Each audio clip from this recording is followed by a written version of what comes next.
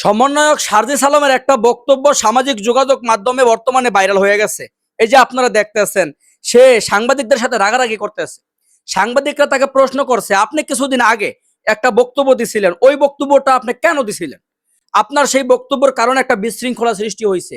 এই কথা সাংবাদিকরা বলার পরে সারজিস আলম সাংবাদিকদেরকে বলছে, আমি সেই বক্তব্য দেই নাই।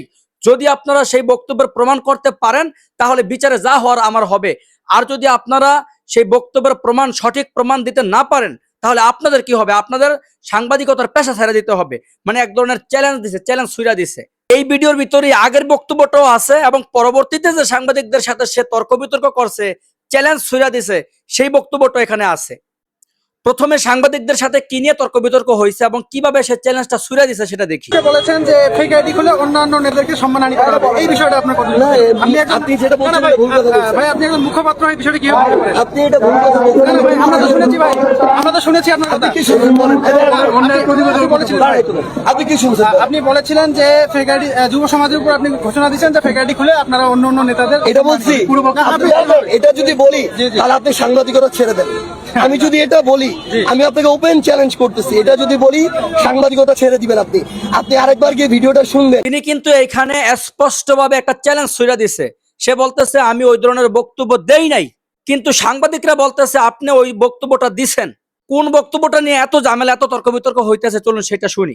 প্রয়োজনে ইয়াং জেনারেশন একটা গ্রুপ করতে হবে, 2-4টা ফেক আইডি দিয়ে এলাকার বড় বড় সকল নেতাদের মুখোশ উন্মোচন করতে হবে। প্রয়োজনে ইয়াং জেনারেশন একটা গ্রুপ করতে হবে, 2-4টা ফেক আইডি দিয়ে এলাকার বড় বড় সকল নেতাদের মুখোশ উন্মোচন করতে হবে। আশা করি আপনারা দুইটা বক্তব্য মনোযোগ সহকারে শুনছেন। মূল বিষয়টা হইল, কোন একটা প্রোগ্রামে সমন্বয়ক সারজিস আলম বলছেন 2-1টা ফেক আইডি খুইলা, ফেসবুক পেজ বা আইডি খুইলা যারা অপকর্ম করে তাদের মুখোশ উন্মোচন করে দিতে।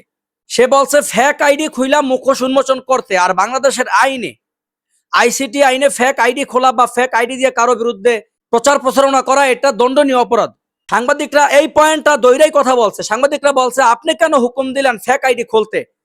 কিন্তু এই ধরনের বক্তব্য দেওয়ার পরেও সারজিস আলম স্পষ্টভাবে বলছে আমি ওই বক্তব্য দেই নাই। বলেছেন যে ফেক আইডি খুলে অন্যান্য নেতাদেরকে সম্মানহানি করা হবে, এই বিষয়টা আপনার কথা না। আপনি যেটা বলছেন ভুল কথা বলছেন ভাই। আপনি একজন মুখপাত্র, এই বিষয়টা কি হবে?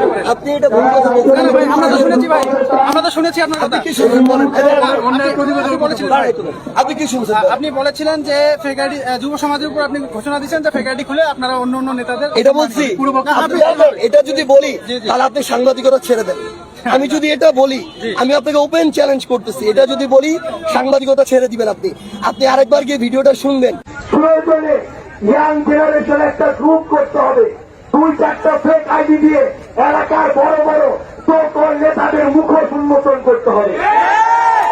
সারজিস আলম সাহেব চ্যালেঞ্জ ছুড়ে দিয়া বলছে আমি এই বক্তব্য দেই নাই। আর সাংবাদিকরা উপযুক্ত প্রমাণ কিন্তু দেয়া দিছে। এখন যা বলার আপনারাই বলেন কমেন্ট বক্সে। আর যদি সম্ভব হয় তাহলে ভিডিওটা শেয়ার করে দিবেন।